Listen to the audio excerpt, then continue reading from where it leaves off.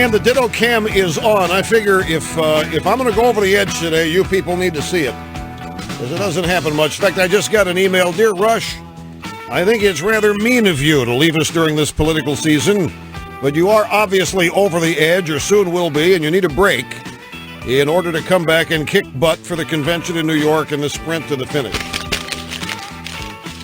In case you're just joining us, if you're a welfare recipient just getting up or a late sleeper, I announced in the closing moments of the previous hour that I've had it. I need a vacation. And it's not so much I need a vacation. I'm worried about what's going to happen to Europe. And so I want to go there and see it one last time before it ceases to exist as we know it. And I've decided next Monday night I'm going to go to Scotland. That's just it. I'll be back in time for the convention. No big deal. Greetings and welcome back. Rush Limbaugh, the EIB Network. Happy to have you with us. If you missed the first hour of the program, seriously, you want to make sure you go to the website tonight, listen to the archive of it. It's amazing. And we're still not through with what we were talking about. We're analyzing John Kerry's speech to the veterans of foreign wars today. By the way, I raised the question, why wasn't he wearing a hat? He went to the VFW today, he gave a speech, didn't wear a hat. When Gore went and spoke to him in 2000, Gore wore the hat, and Dole wore the hat in 96, and I got people saying, Kerry's probably not a member. You don't get a hat unless you're a member. And that's right. Why would Kerry join the veterans of foreign wars? Well, why would he? I mean, well, I know he was for the Vietnam War before he was against it, but the latter thing he was against it. And then he came back and he trashed it, and he trashed all the people in it. And I probably never thought to join if he was a member of the VFW, probably the hat probably went over the fence with the medals. And nobody just happened to notice it. But we have some more sound bites from the Kerry speech with the pièce de résistance.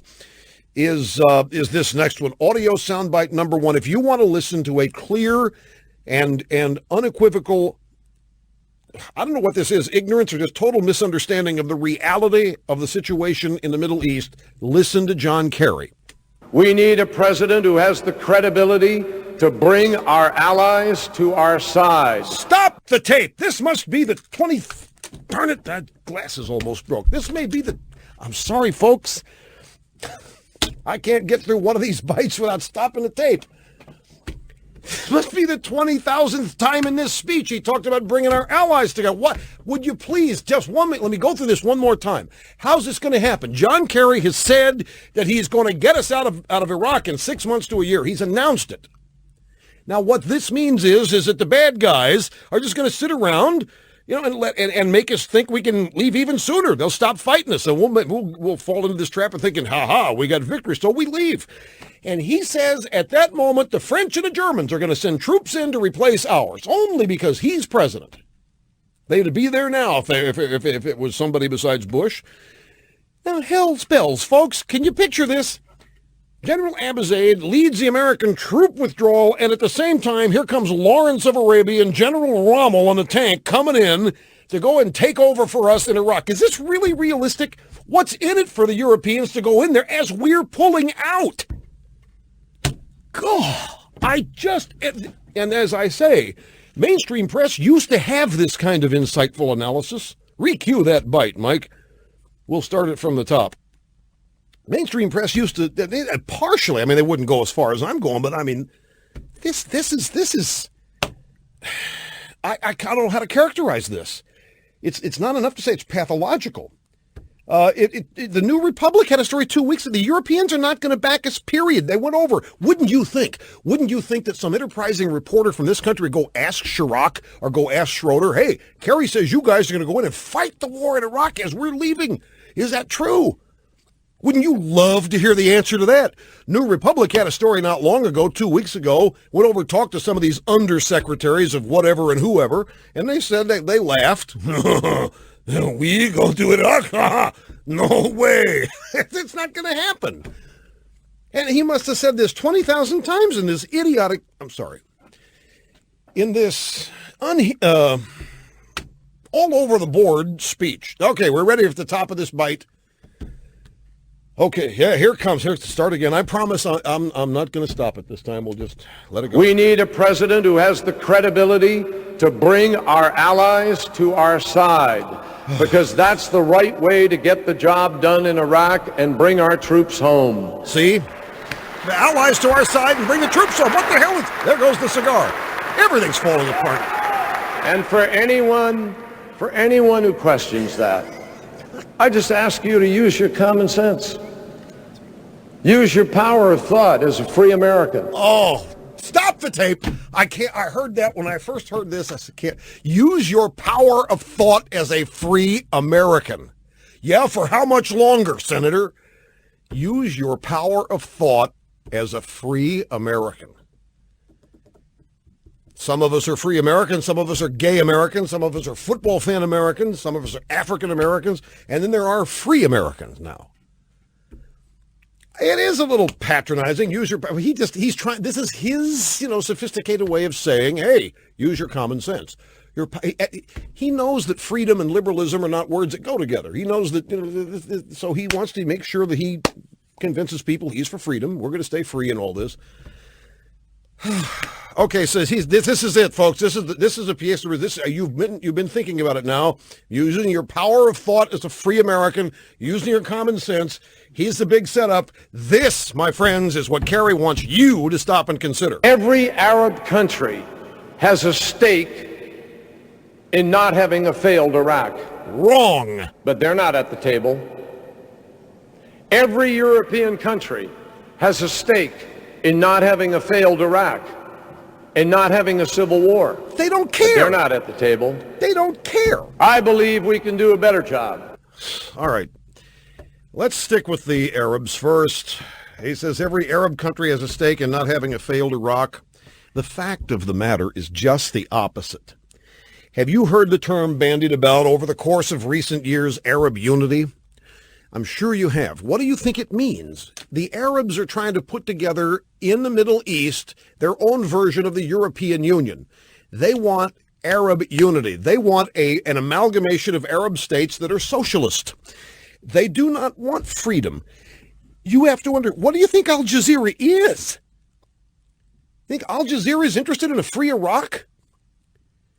Now, follow me on this because I got some backup on this, and I'm going to make the assertions. I'm going to back them up here in just a second. Go back to Saddam Hussein. Remember when Saddam fell? Remember the interviews on the so-called Arab Street, which frankly I'm getting a little tired of hearing about the Arab Street. But you remember they were shocked, they were stunned. Saddam had them believing that he was going to throw us back into our own borders, into our own shores. We're going to get shellacked. He was going to use weapons of mass destruction. In 2 weeks, Saddam is living in a hole. And the Arab Street filled with interviews of how embarrassed the Arab Street was and Arab leaders. Saddam let them down. Saddam was their Saladin. Saddam was the guy that was going to teach us a lesson. Saddam was the guy that was going to take us on and prove that we cannot come in there and do what we want and straighten out that part of the world. That was a huge, huge letdown. They have been set back in their quest for Arab unity for decades, folks, and they have no intention. A free Iraq is not what these people want. You think Iran wants a free Iraq? Do you think the Egyptians and the Saudis really want a free Iraq? If they did, they'd be with us. If they wanted a free Iraq, they would not have stopped us from using air bases or other parts of their territory to conduct the war. They'd have been right in there with us. They're nowhere to be found. They're not interested in a free Iraq. They're interested in Arab unity. And this is the biggest blow to that dream of theirs. Why do you think the Arab population in this country is so heavily in favor of Kerry? We hear all this talk about how Bush and the Bush family has this symbiotic and close relationship, this conspiratorial relationship with the Saudis and the Arabs around the world for oil. The Arabs in this country hate Bush. I mean, he's losing in the Arab polls. You poll Arab American voters, Kerry is by far favored. Why? Because Bush has destroyed this whole concept of Arab unity in the Middle East. Speaking of this Bush conspiracy, do we have, is there a, where do we go? Where do we go when mainstream journalists let us down? We're consumers of news. Where's the Better Business Bureau for journalism? Well, there isn't one, so I'm going to turn this program into the Better Business Bureau of Journalism. Remember Bob Woodward's book? Bob Woodward's book, and Kerry's out there trumpeting all this. Bob Woodward's book told us that there's going to be a secret deal between Bush and the Saudis before the election to lower the oil price to ensure the election. Remember that? That's how it was first reported. And then Kerry said, "Why, the Americans aren't going to put up with that." What? They're not going to put up with lower oil prices? Well, the point is, the oil price is at a record high. The oil price is $47 a barrel. Now, where is this so-called association between Bush and the Saudis to lower the price of oil? Do you realize even if there is such a thing, are they going to be able to lower the price of oil $17 in 2 months? Or 1 month, or even more? So where do we go when we as consumers have been given bad journalism from one of the practitioners, the supposedly unassailable journalists of our time, Bob Woodward? I need that paper bag. I'm hyperventilating. I got cigar all over the place here. I'll give you the backup on this Arab Unity business when we come back from the break. Sit tight. It's okay in there. Don't worry. I'm fine. Everything's cool. Stay with us, my friends. The EIB network rolls on right after this. Rush was born to host. You were born to listen. Now you can listen whenever you want and as often as you want with Rush 24/7. Visit rushlimbaugh.com and sign up now. You're listening to the EIB.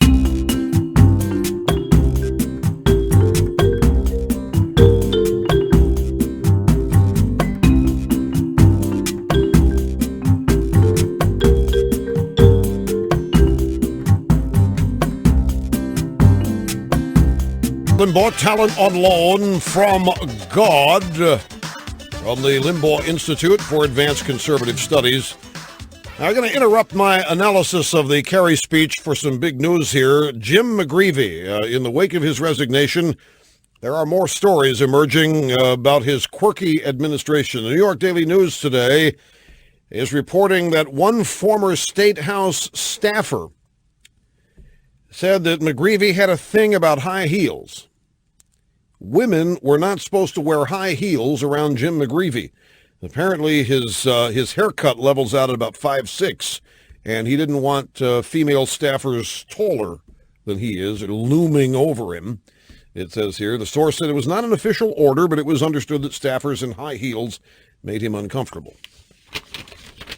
They say this is about women, but you can use your imagination. All right, now here's some backup for you on this whole Arab Unity thing, and I have here in my formerly nicotine-stained paper. Piece today from the New York Post is by Amir Taheri. Although attempts at linking President George W. Bush to the Arabs have generated a veritable industry in the past 2 years, there's evidence that most Arabs favor challenger John Kerry. A Zogby poll taken this month shows that in the November presidential election, Kerry likely to collect more than 2/3 of the Arab American vote. A similar pattern is emerging in the Arab world itself. Let me just ask you people a question. Do you think that little tin horn in Syria, Bashar Assad, wants a free Syria? You think he wants to be at a table that's going to guarantee a free Iraq? Once there's a free Iraq, then it's a domino theory. Once there's a free Iraq and there's democracy and freedom in Iraq, why, these neighboring Arab countries and their little tin horns are going to be threatened by it because their people are going to see what the Iraqis are being able to do, how the Iraqi people are living, sort of what did in the Soviet Union, blue jeans and Dallas. And it's the same thing. The idea that Kerry is upset that the Arabs aren't at the table? There's no table. It's a battlefield, Senator, for crying out loud. And there's a reason why they aren't there. They don't want us to win. Geez, I don't understand what's so cockamamie hard to understand about this, other than to explain he's a liberal, and they just don't get this. Anyway, continuing on with the Amir Taheri piece. Iyad Abu Chakra, an Arab columnist who has followed American politics for years, quote, if it were up to us, it would be 60% for Kerry, 40% for Bush. Most Arabs have one dream this year, to see George W. Bush booted out.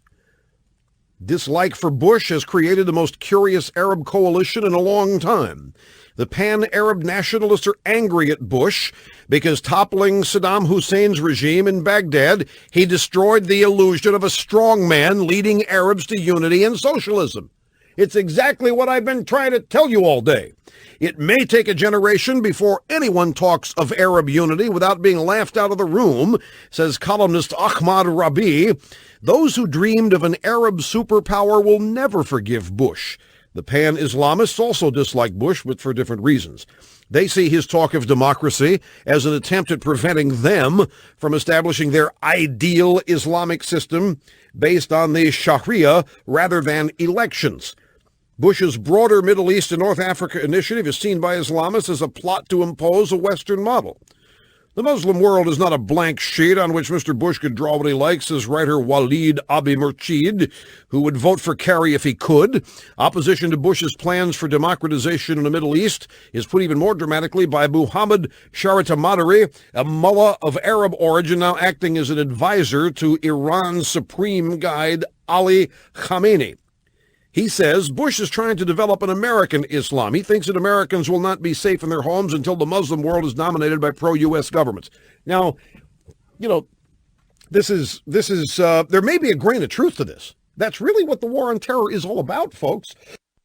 And make no mistake, the Iranians know it. Make no mistake about it.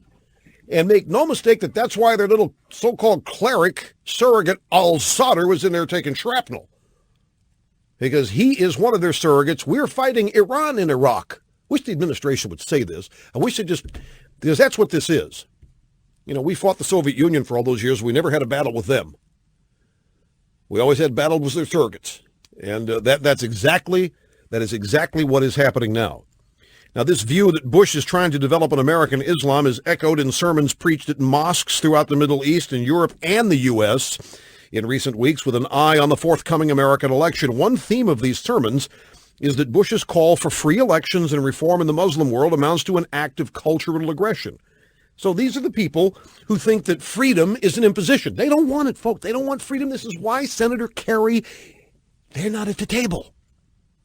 You think if they wanted to be at the table, we wouldn't let them?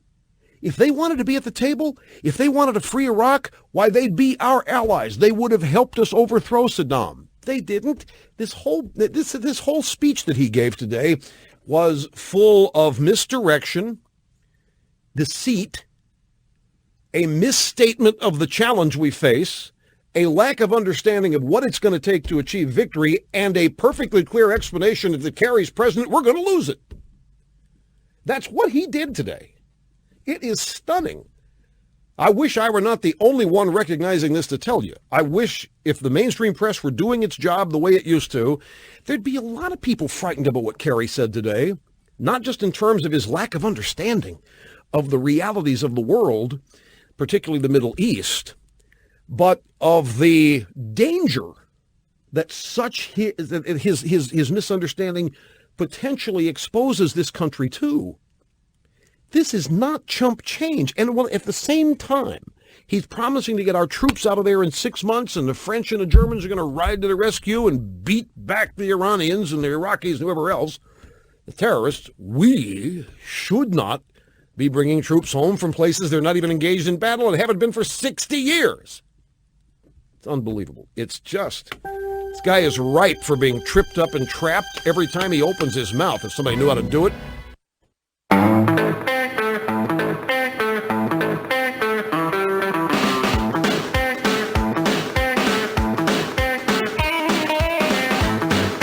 And now, back to America's most influential talk radio host, Rush Limbaugh.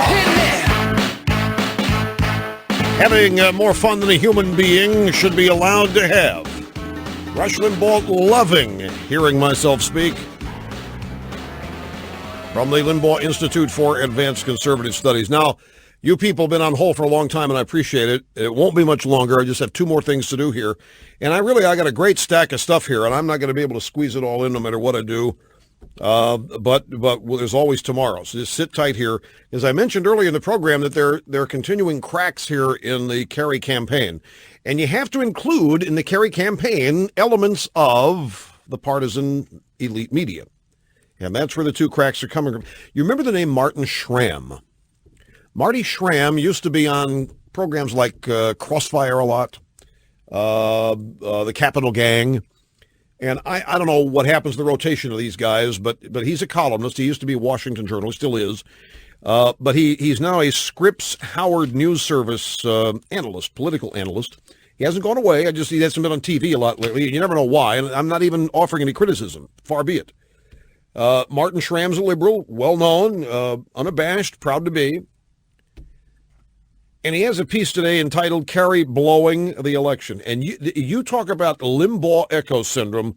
Listen to the first line. Privately, but no longer quietly, Democrats are beginning to despair. I have told you people this for months now. And particularly this week, I have told you that they're imploding.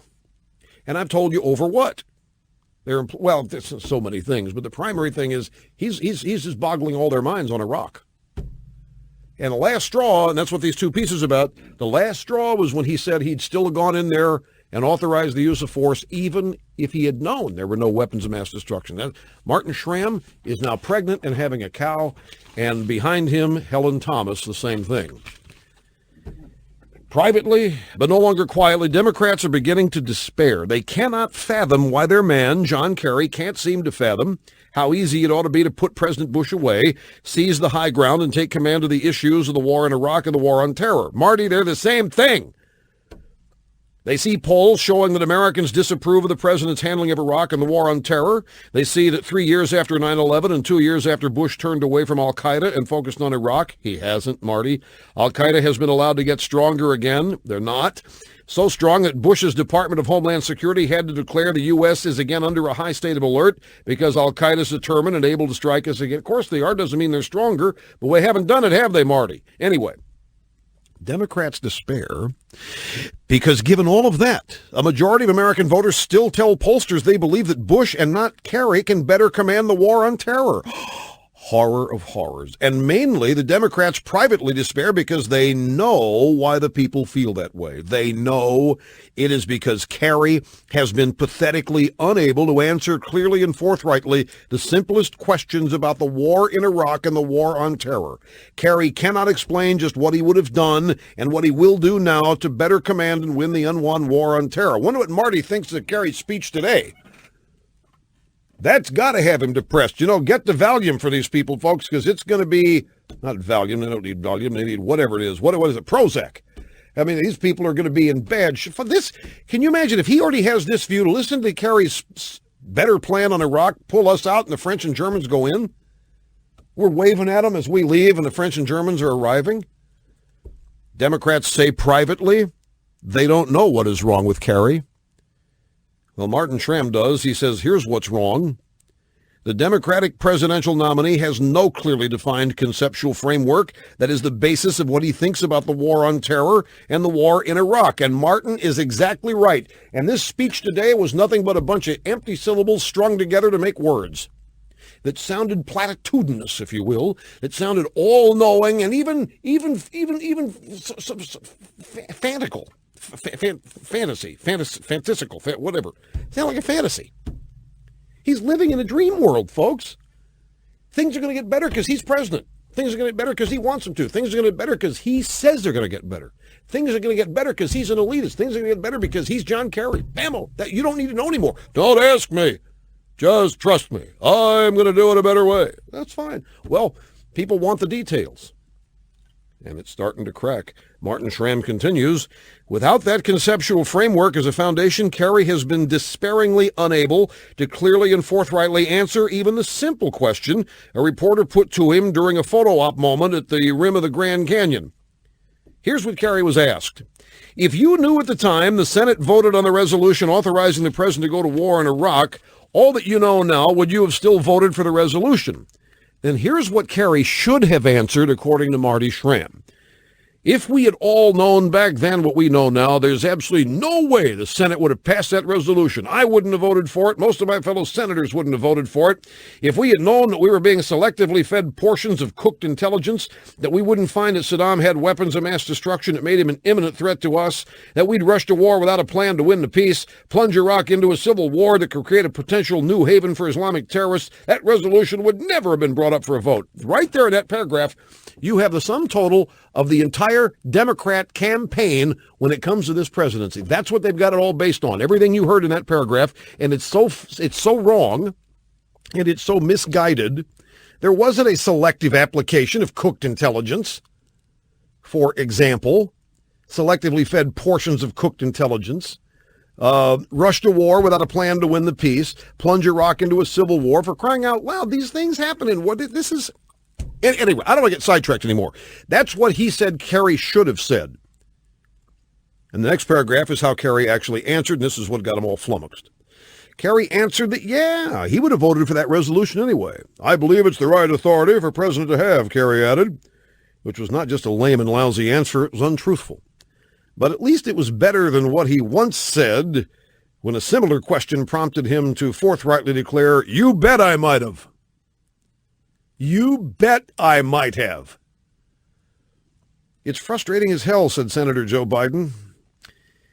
Kerry's problem is that he has been spooked by Karl Rove, who so successfully painted Kerry into the political landscape as a flip-flopper that every time Kerry's asked that perfectly fair question, all he thinks is, got to be sure I don't look like I'm flip-flopping. So Kerry gives us another knee-jerk, nuanced response, but all that the people want to hear straight talk from someone, just once. So they're panicked out there, and here's Helen Thomas. Her headline, Kerry deals away his ace in the hole. It appears American voters have little choice between the presidential candidates in this election when it comes to the disastrous war against Iraq. Both President Bush and his rival, Senator Kerry, seem to think it was worth the 932 American lives so far. I know you're counting, Helen, you and your cohorts out there can't wait till we get to 1,000.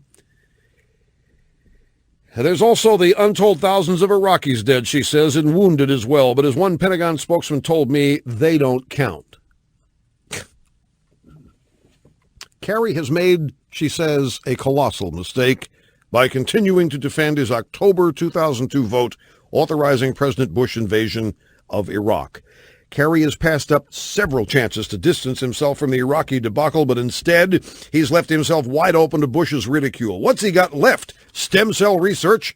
The senator should have called Bush's hand months ago, laid it on the line after so much official deception. How can he say he would have voted for that war resolution after he and the whole world learned the rationale for the war was based on falsehoods? See, Bush lied. They can't get over it. Folks, I'm telling you, this is it. And I'll tell you something else going to come back to bite him, because all it takes is one. This Iraq thing is coming back to bite him. Helen Thomas all upset, Martin Schramm. They are symbols for what's being thought, but not yet said or written within the liberal intelligentsia, both in and out of the media. And when this settles in and people start scratching their heads and you add Cambodia to this and he was there or not there 4 times, 2 times, 3 times, whatever, then you go back, I believe life begins at conception. They're going to look at that. All it takes is one of these things, and pretty soon it's possible that the Democrats are going to wake up from this mythical dream they've been having since Howard Dean and realize that they are blowing this big time because they've nominated an absolute fill in the blank. In their haste, whatever you want to say will fit, just fill in the blank. So this is just the beginning. This is like the cracks in the dike. This is like the holes in the wall. This, my friends, is like the snowball from the top of the mountain, gaining speed, heading down the hill. This is like the first drop of rain in hell. Keep a sharp eye on this, because this means that the cracks and the fissures have begun, and they're not going to stop, especially after this cockamamie speech today. We'll be back after this. Stay with us. With Rush, principles still matter on the EIB network.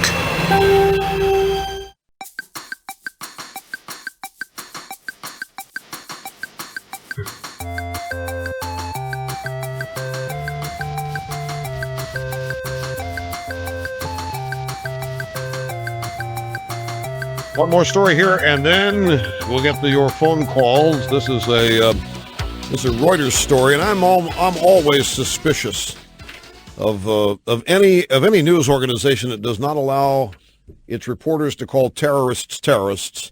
You got to be suspicious of them in other areas of their reporting. I mean, you really do. That's the sensible thing to do. But here's the story: a hawkish, naturally U.S. official, a hawkish U.S. Is there any other kind? Yes, there's a dove, and that would be Kerry, but sadly they're not in power. So a hawkish U.S. official said on Tuesday that Iran has warned that it could make enough bomb-grade material in a year to produce a nuclear weapon. This is a threat that may boost a U.S. push to report Tehran to the United Nations.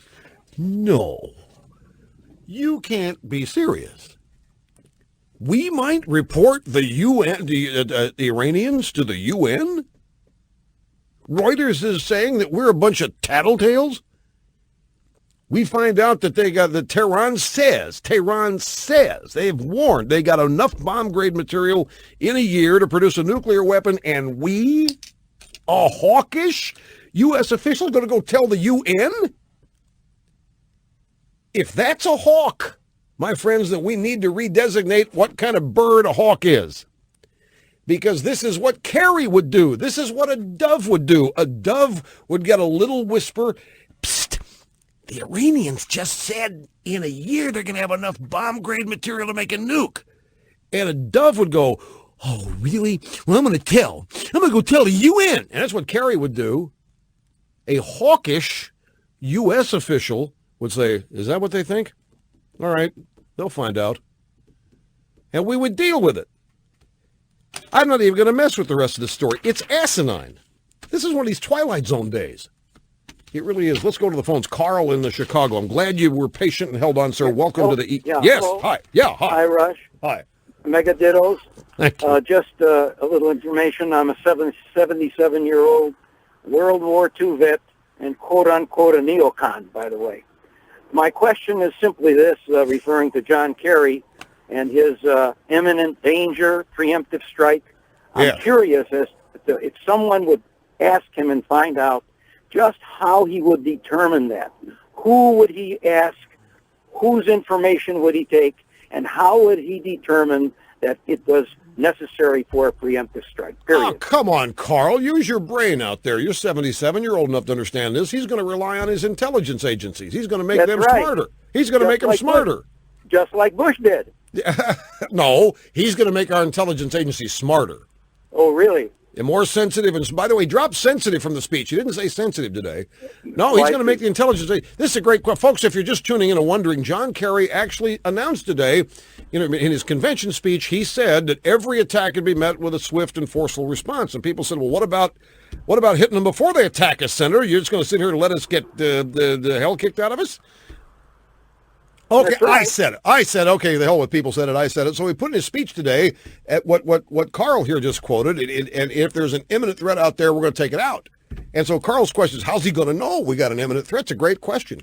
Right. That's what I want to know. Who's he going to listen to? French.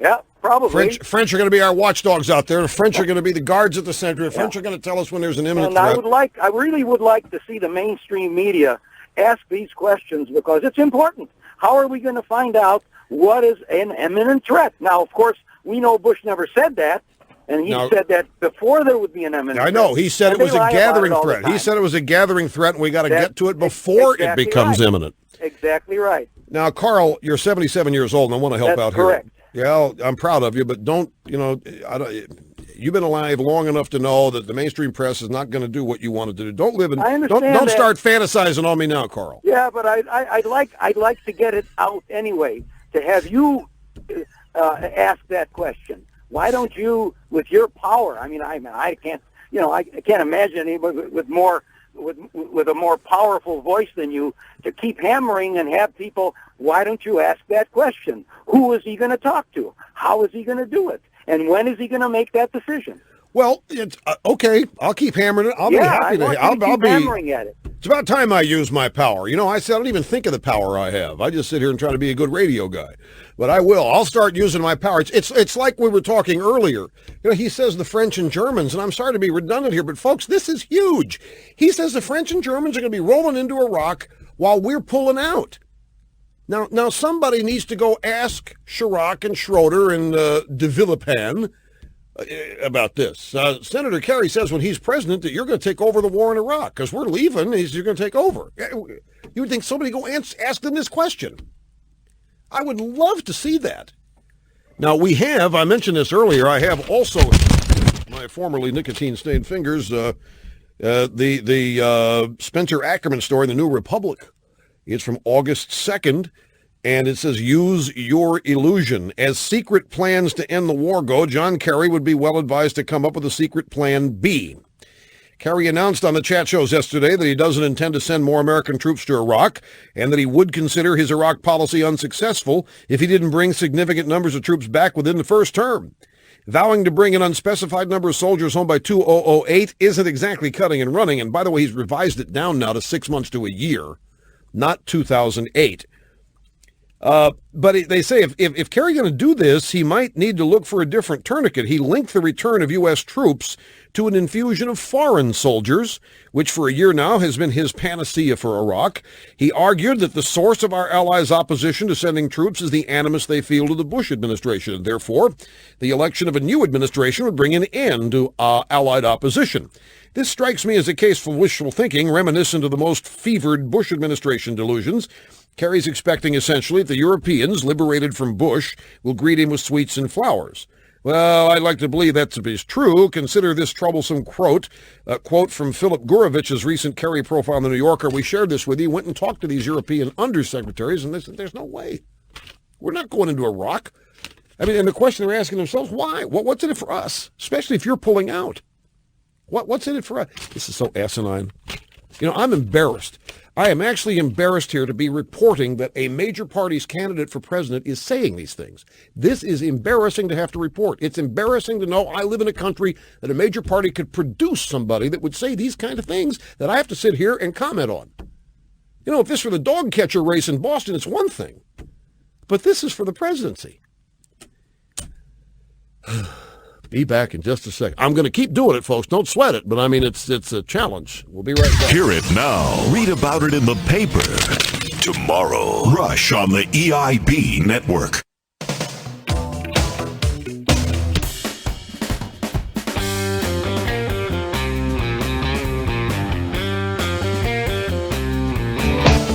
It's an interesting thought here to share with you people. Not enough time to be fair with a caller. You people on hold, be patient. We'll get to you. If the Kerry campaign continues to just step in it like they have done today and in recent weeks, it may get the Clintons off the hook. You know, they reportedly turned their phasers up from stun to kill. But they may not have to do anything. And they could just concentrate on New Jersey.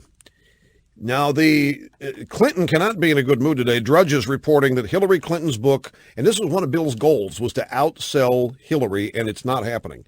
Clinton's book scanned 28,000 copies last week. His total is 1,162 since its release. And Hillary's total 1,121,340. Now, obviously, they could gin up sales for Clinton, but it's close out there. Bill was hoping for 1.5 million. No, of course, neither of these two great Americans anywhere near the 2.5 million copies both of my books sold in hardcover alone. Somebody has to tell